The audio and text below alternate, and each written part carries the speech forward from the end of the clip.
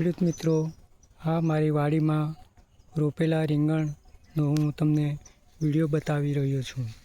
મિત્રો, હવે આ રીંગણ રોપેલાને 5 મહિના જેટલા થઈ ગયેલ છે. મિત્રો, હવે એને આ જીવામૃત કમસે કમ મેં એમાં 3 થી 4 વખત જીવામૃત 200 લીટર નાખેલ છે.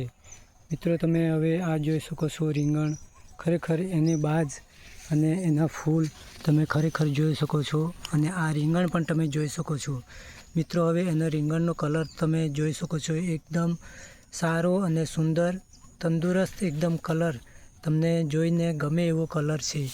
હવે મિત્રો, તમે આ આખી વાડીમાં તમે રીંગણ દરેક જગ્યાએ જોઈ શકો છો, ખૂબ જ સુંદર, કેમ કે એમાં જે જીવામૃત આપેલ છે એનું મને રિઝલ્ટ દેખાઈ આવે છે.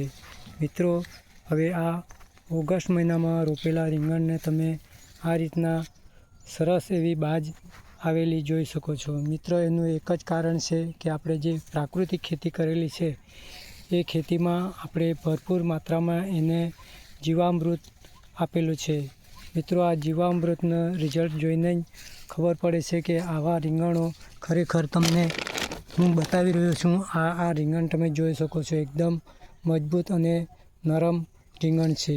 ખરેખર આ રીંગણ મેં હવે તોડીને લીધા છે આ થેલીમાં. હવે આ રીંગણને હું માર્કેટમાં લઈ જઈ રહ્યો છું. મિત્રો, ખરેખર આ રીંગણના છોડને મેં એને ચૂસ્યા જીવાતો માટે અગ્નિઅસ્ત્ર બ્રહ્માસ્ત્રનો પણ મેં સ્પ્રે કરેલ છે. મિત્રો, હવે આજે પણ હું એને છૂટા પાણી તરીકે હું એને જીવામૃત આપવાનો છું.